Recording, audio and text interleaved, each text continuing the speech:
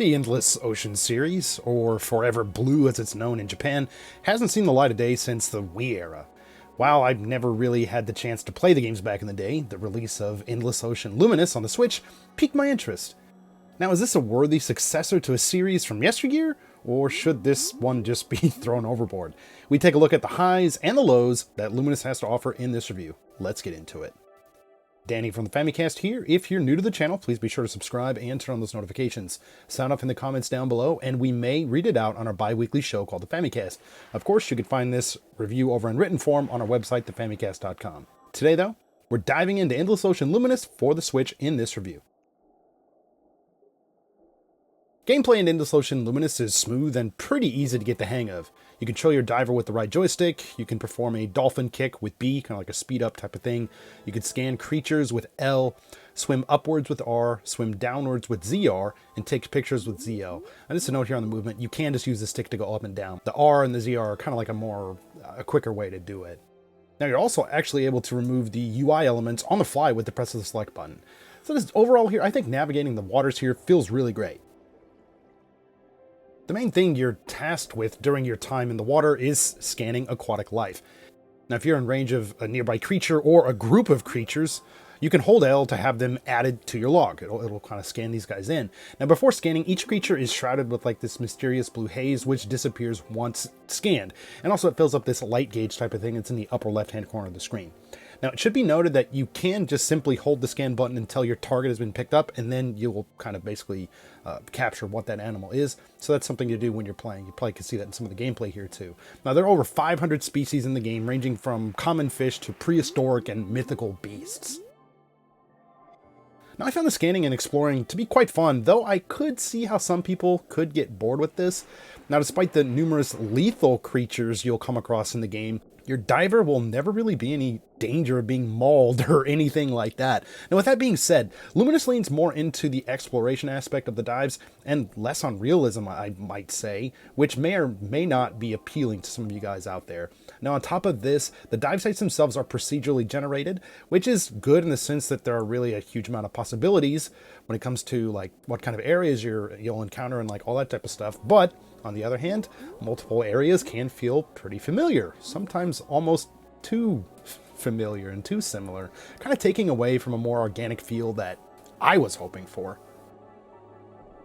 Now, on top of scanning creatures, players can also come across a variety of salvage while in the depths. Now, these can range from things like discarded shoes to treasure chests. Now, additionally, something called a mystery board is in the game. This has 99 entries which are unlocked when you find them, like basically scattered throughout the Veiled Sea, the sea in this game. Three main modes are on offer in Luminous: shared dive, solo dive, and a story mode.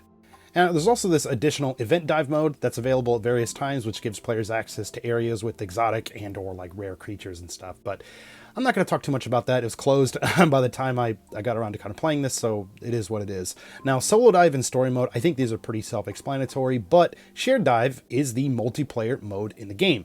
Now here, up to 30 divers can explore a region simultaneously. Now, if a session has less than 30 people that you yourself invite or that you're a member of a party of, it's possible to be joined by up to 10 random divers. Now, I've only managed to team up with a handful of others, not even friends, this is kind of like randoms and stuff like that, but the experience is pretty smooth.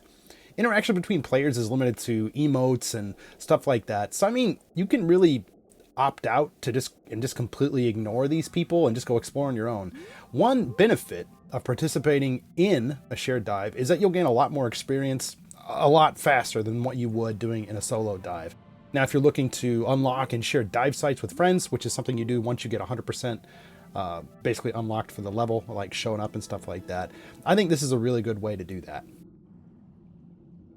The story mode puts players in the role of a nameless diver working for this thing called Project Aegis. Now, this agency tasks players with nurturing the world coral, this decaying reef structure located in the Veiled Sea. Now, accompanied by an AI assistant named Sarah, S-E-R-A, and a diver named Daniel, this mode delves into the reasons why the world coral is decaying and what you need to do to heal it. Now, like previously mentioned, light gathered from the aquatic life, the stuff that you would get kind of unveiling what these creatures are, this is one of the only ways to heal the coral. Now, the story mode is divided into chapters that offer varying degrees of interactivity. Now, some of these chapters are essentially cutscenes only, while others will actually allow players to explore very specific areas. Now, each of these can usually be completed within just a few minutes. Now, one of my main complaints with the mode is that these are locked behind scanning copious amounts of creatures. Now, this might be some kind of an incentive for players, or it might just be annoying. It just kind of depends on you. For me, it's a little bit annoying, but when you really start going, you can really scan a lot of creatures. Now, what I'm going to get into for the next maybe 20 to 30 seconds is kind of spoilery, so if you want to avoid any spoilers for the game, I suggest fast forwarding about like 20 to 30 seconds into this review. Transmission from HQ. So, one of the later chapters asks for an even more absurd requirement: to fill out the entire mystery board before being able to get into a chapter, which might make some players just want to throw this game in the garbage and never play it again. Now, considering the lack of depth in the story mode, I think the amount of time and effort will likely not be worth it for most people out there. In my first 10 hours with the game, I've managed to find about 40 of the 99 items on the mystery board, so hey, your mileage may vary. On top of the main mode, you're actually able to customize your gear by purchasing it in-game, with in-game currency and stuff like that. And you can also do things like review your findings in like a log and stuff like that. Now, each creature that you scan also has a brief description that you can check out, and you can even snap your own pictures of these as well. Now, although the descriptions themselves are a little bit short, I think this might be appealing for those that are interested in sea creatures, fish, and like all that type of stuff. Now, as I mentioned a little bit earlier, Endless Ocean has a completely different name in Japan: Forever Blue. Now, with that said, the game still keeps the latter part of the title, making this Forever Blue Luminous in Japan.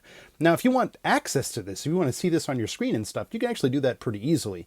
Now, unfortunately, you can't do this from the game's menu itself, but rather from the system menu.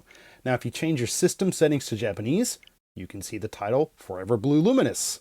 I guess check this out if you're feeling adventurous or bored or whatever, or just check it out again here in this review. Endless Ocean Luminous does a pretty good job at creating mostly believable aquatic environments. Now, there is a decent variety of biomes like freshwater, saltwater, frozen environments that are pretty fun to explore.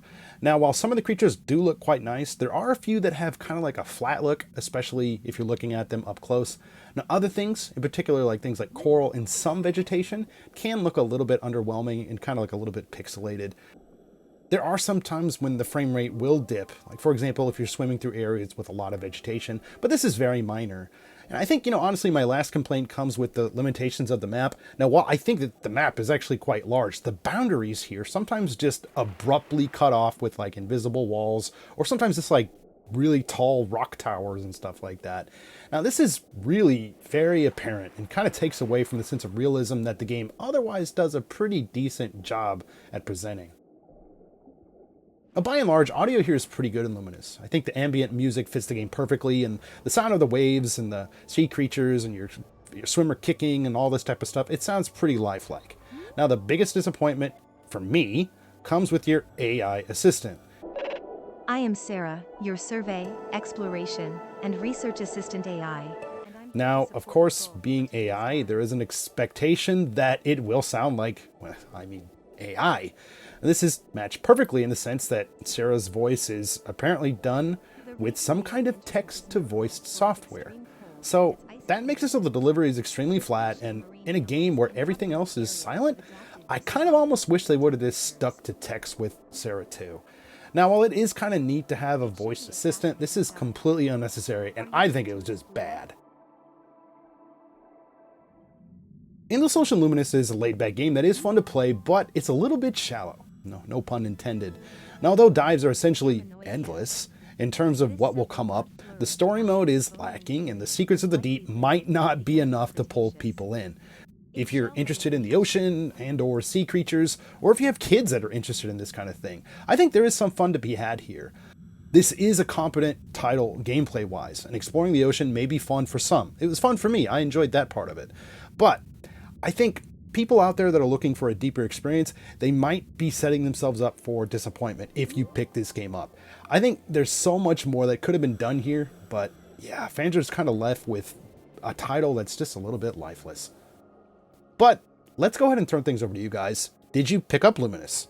Have you played any of the other games in the series? Like I said before, I haven't, but I'm kind of interested in doing it now. What do you think of Luminous compared to the past games? Be sure to sign off in the comments down below. We'd love to hear from you. Now, as always, thank you guys so much for checking out this video. If you like what you see, please feel free to drop this one a like. If you're new to the channel, please consider subscribing. We've got tons of podcasts, video reviews, looks at Japanese games and events, and a whole lot more. Again, this is Danny from the Famicast. Thank you guys so much for watching. I really appreciate it, and we'll catch you later.